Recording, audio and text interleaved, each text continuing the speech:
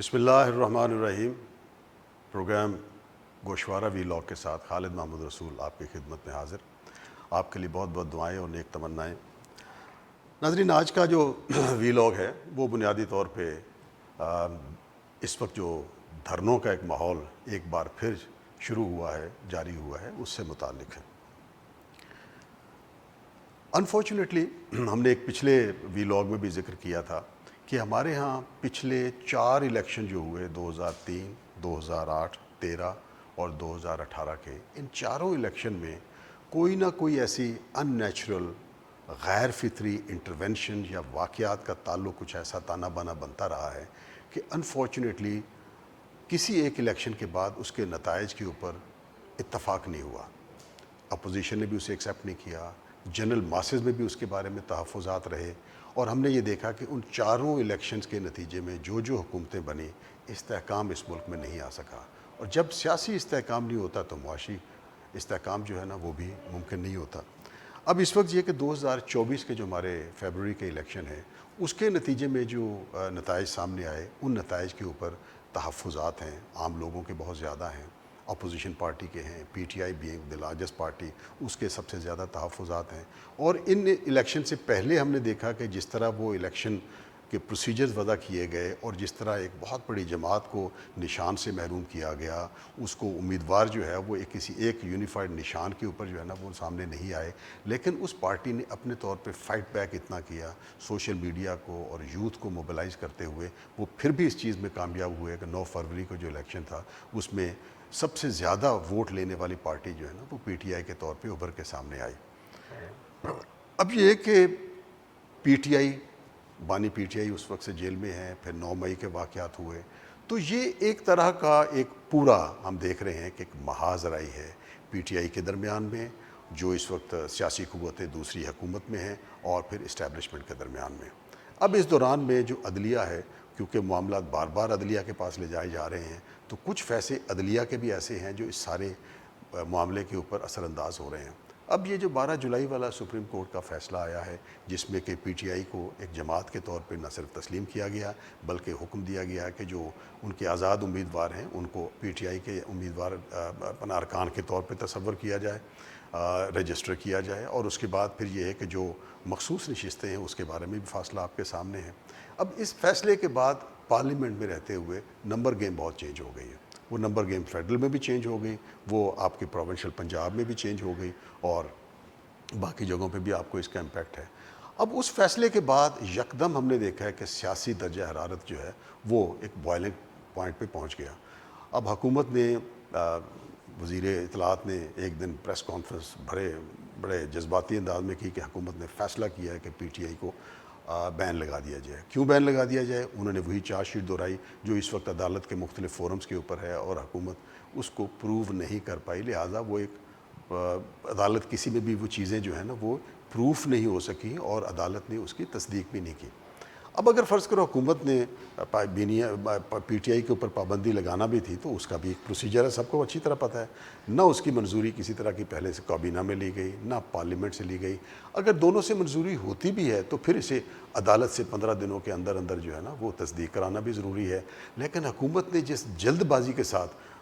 وہ press conference کی، اس کے بعد اگلے دن اسحاق ڈار صاحب نے کہا کہ نہیں ابھی فیصلہ نہیں ہوا، پھر اس کے بعد جی کابینہ کا اجلاس ہوگا، ابھی اتحادیوں سے مشاورت ہوگی، ابھی اتحادیوں کی بھی اپنی اپنی بات کی بولیاں آ رہی ہیں۔ سو کہنے کا یہ میرا مطلب ہے کہ یہ جو الیکشن ہے انفارچونیٹلی اس کی کوکھ سے بھی کمپلیٹ ایک کیوس، ایک سیاسی انتشار اور ایک عدم استحکام ہمارے سامنے ہے۔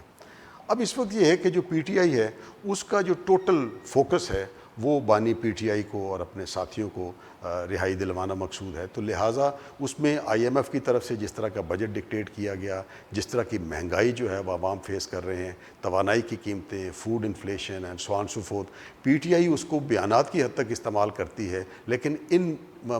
جو مین محرکات ہیں جس سے عوام پیس رہی ہے اس کو لے کے کہ انہوں نے پبلک کو موبلائز ایز سچ نہیں کیا، اس کو ایک سیاسی پلیٹ فارم کے اوپر یا ایون اپنا جو پارلیمنٹ میں بھی دیکھا جائے تو وہ ان کی تان بنیادی طور پہ صرف اپنا پی ٹی آئی، بانی پی ٹی آئی کی رہائی اور اپنے ساتھیوں پہ ہے۔ عوام کے اس مدعے کے اوپر جو ہے وہ حکومت کو اس انداز میں پبلک کو موبلائز نہیں کر سکے، اور حکومت کو جو ہے نا وہ انڈر پریشر جو ہے نا وہ نہیں لا پائے۔ اب جماعت اسلامی نے اسی چیز کو دیکھا ہے کہ وہ ایک ویکیوم ہے کہ عوام میں غم و غصہ ابل رہا ہے، اور خاص طور پہ جو نئے بجلی کے بل بھی آئے ہیں، گیس کے بل آئے ہیں، اس کے علاوہ یہ ہے کہ روپی ڈیویلیوشن کی وجہ سے جس طرح کی مہنگائی ہوئی ہے اور فوڈ انفلیشن جس انداز میں بڑھا ہے، cost of doing business, cost of living جس انداز میں بڑھی ہے، تو جماعت اسلامی نے اس کو کیچ کیا ہے کہ یہ ایک مدعا ہے جس کے اوپر اسے آنا چاہیے، اور جماعت اسلامی نے باقاعدہ طور پہ دھرنے کا اعلان کیا۔ اب جماعت اسلامی کے جو نئے امیر ہیں وہ اپنے پچھلے امیر کی نسبت میڈیا میں بھی بہت متحرک ہیں، ان کی گفتگو جو ہے نا وہ اثر کن بھی ہے، اور اس سے پہلے وہ کراچی میں بہت حد تک جماعت اسلامی کو ایک ری انرجائز بھی کامیابی سے جو ہے نا وہ کر چکے ہوئے ہیں۔ تو ان کی جو ٹائمنگ ہے اس اعتبار سے بڑی انٹرسٹنگ ٹائمنگ ہے کہ جس کو مین اپوزیشن پارٹیز کو اس مومنٹ کو سیز کرنا چاہیے تھا، اس کو جماعت اسلامی کر رہی ہے۔ اب دیکھنے کی بات یہ ہے کہ ہمارے ہاں جب بھی اس قسم کا کوئی دھرنا ہوتا ہے تو حکومت وقت گھبرا جاتی ہے، تو حکومت کو ایک چومکھی تو پہلے لڑنا پڑ رہی ہے فارم 45 اور 47 کی جو ایک کنٹروورسی ہے اس کے اوپر، پھر 12 جولائی کا جو فیصلہ آ گیا اس نے سب کچھ جو ہے نا تلپٹ کر دیا۔ اب وہ ریویو کے لیے جائیں گے، لیکن ریویو نارملی اسی بورڈ نے جو ججز کے پینل نے کرنا ہوتا ہے، تو لہٰذا اس میں امید نہیں ہے کہ بہت زیادہ تبدیلی آئے گی، اور اس کے بعد عدالت کی چھٹیاں بھی ہیں، تو لہٰذا وہ بھی چیز ابھی تک ہینگ اوور کر رہی ہے۔ تو یہ سیاسی کھچڑی جو ہے نا وہ یکے بعد دیگرے اس میں کوئی ایک سے ایک تیز مسالہ ایسا ایڈ ہوتا جا رہا ہے کہ میڈیا بھی اور پبلک کی گوسپنگ بھی اور سوشل میڈیا بھی وہ سارے کا سارا اس میں الجھ کر رہ گیا ہے۔ لیکن اس کے دوسری طرف یہ ہے کہ حکومت جو ہے انہوں نے جس طرح کا بجٹ دیا تھا، جس طرح کی انہوں نے سبسڈیز کو وڈرا کیا، جس طرح عام لوگوں کے لیے انہوں نے جو مشکلات کا سامان کیا، اب یہ ہے کہ لوگوں کو بجلی کے بل ایسے آ رہے ہیں کہ بل بلا رہے ہیں لوگ، گیس کے بل آ رہے ہیں، بل بلا رہے ہیں لوگ۔ اسی طرح جو کاسٹ آف ڈوئنگ بزنس یا کاسٹ آف لیونگ ہے، فوڈ انفلیشن ہے، انرجی پرائسز ہیں، ٹرانسپورٹ کی جو پرائسز ہیں اور باقی سب چیز ہے، لوگوں کی کمر ٹوٹ گئی ہے اس میں۔ تو اس میں اس اعتبار سے جماعت اسلامی نے اس موضوع کو جس لمحے کی مناسبت سے اٹھایا ہے، عوام کی کم از کم دلوں کی آواز جو ہے نا وہ اس کے ساتھ ضرور شامل ہے۔ اب دوسری طرف حکومت کی اپنی مجبوری یہ ہے کہ یہی پارٹیاں جب اپوزیشن میں ہوتی ہیں تو اس وقت کہتی ہیں کہ جناب احتجاج عوام کا حق ہے، اگر وہ احتجاج کرنا چاہتے ہیں تو ان کو فیسیلیٹیٹ کیا جانا چاہیے، لیکن اب کیونکہ خود حکومت میں ہیں تو سب سے پہلے تو اسلام آباد کو سیل کیا، اس کے بعد یہ ہے کہ جماعت اسلامی کے لوگ جو ہیں وہ جہاں جہاں سے نکل رہے ان کو روکنے کی کوشش کی، اور یہ جو جماعت اسلامی اس کو ڈی چوک میں لے کے جانا چاہ رہی تھی انہوں نے جو دھرنا وہ اب لیاقت باغ میں دیا ہے، اور آگے پھر اس کو دیکھتے کیا ہوتا ہے۔ لیکن لگ یہ رہا ہے کہ دھرنوں کا یہ دور ایک دفعہ پھر شروع ہو رہا ہے، اور اپنے کسی منطقی نتیجے پہ اسے پہنچنا چاہیے۔ اب جو جماعت اسلامی کا دھرنا ہے وہ ایک نکاتی جو ان کا ایک مطالبہ ہے وہ یہ ہے کہ جی حکومت عوام کو ریلیف دے جو انرجی کی پرائسز اور باقی ہے۔ اب دیکھنا یہ ہے کہ حکومت کس حد تک اس مطالبے کو عمل کر سکتی ہے، کیونکہ حکومت کے پاس پریکٹیکلی سپیس نہیں ہے، اور دوسری حکومت جو ہے اس کا اپنا جو انداز و اطوار ہے وہ شاہانہ ہے، اور وہ اپنے طور اطوار بدلنا بھی نہیں چاہ رہے۔ اسی طرح لیوش قسم کے ان کے پروٹوکول ہیں، اسی طرح لیوش قسم کے جو ہے وہ ان کے آنے جانیاں ہیں، اور صرف ایک لوگوں کے پریشر کی وجہ سے دکھاوے کے لیے یہ کام شروع ہو گیا ہے۔ ہاں جی 5 منسٹری کو ہم بند کر رہے ہیں، اچھا انہی منسٹری سے پوچھا جا رہا ہے کہ آپ کو کیسے بند کریں، اچھا جی ٹاسک فورس بنا دی گئی ہے جو کہ بتائے گی کہ جی ہم حکومت کے اخراجات، آپ کو نہیں پتہ لگ رہا حکومت میں رہتے ہوئے 30 40 سال سے یہی لوگ حکومت میں ہیں کہ کہاں کہاں جو ہے وہ خرچے ہو رہے ہیں، کہاں کہاں للے تللے ہو رہے ہیں، کہاں کہاں حکومت جو ہے نا وہ ایکسپینڈیچرز کو کٹ ڈاؤن کر رہا ہے، لے دے کے آپ کو ایک تنخواہ دار طبقے نظر آیا کہ جس کے اوپر آپ نے بوجھ اتنا جو لاد دیا ہے، اور اسی طرح یہ ہے کہ انفلیشن کا بوجھ جو ہے نا وہ لاد دیا ہے۔ تو اس اعتبار سے یہ دھرنے اللہ کرے کہ یہ خیریت سے سب چیزیں ہو، حکومت بھی کوئی ہوش کے ناخن لے، اور پی ٹی آئی سے بھی درخواست یہ ہے کہ وہ جو اپنے بانی پی ٹی آئی کے لیے اور اپنی پارٹی کے لیے جو ایک جنگ لڑ رہی ہے اس کو اپنی جگہ لڑیں، لیکن یہ ہے کہ عوام جن مسائل کا شکار ہیں اس کو بھی اتنی ہی اہمیت دیتے ہوئے حکومت جو ہے انہیں انگیج کرنے کی ضرورت ہے، سو دیٹ کہ یہ اس وقت عام جو پبلک ہے وہ جو دب رہی ہے، پس رہی ہے، لٹ رہی ہے، وہ کم از کم اس کے لیے بھی کچھ کیا جائے۔ لیکن ہمیں بظاہر نظر یہ آتا ہے کہ حکومت بھی کنفرنٹیشن کے موڈ میں ہے، پی ٹی آئی کا مفاد ہی کنفرنٹیشن میں ہے، تو ان دونوں کی جو آپس میں اور اس کے بعد اسٹیبلشمنٹ کا اپنا ایک رول ہے، تو کہیں نظر نہیں آ رہا کہ کوئی گیو اینڈ ٹیک کر کے، کوئی سپیس دے کے، کوئی ایسا ایک حل نکالا جا سکے کہ ملک جو ہے وہ آگے کی طرف چلے. بلکہ محاذر ہے یہ وہاں پہنچ گئی ہے کہ بہت پہلے وہ صوفی غلام مصطفیٰ تبسم نے جو بچوں کے لیے بہت ساری نظمیں لکھی تھیں, اس نظم کا جو ایک وہ شعر ہے اسی پہ میں اختتام کر رہا ہوں کہ انفارچونیٹلی یہ محاذرہ جس مقام پہ پہنچ چکی ہے, جس لیول کے اوپر عدم برداشت ہے, جس لیول کے اوپر ٹرسٹ ڈیفیسٹ ہے, اس میں لگ یہ رہا ہے کہ انفارچونیٹلی ہم کسی ایسے انٹاورڈ اور ایک ایسے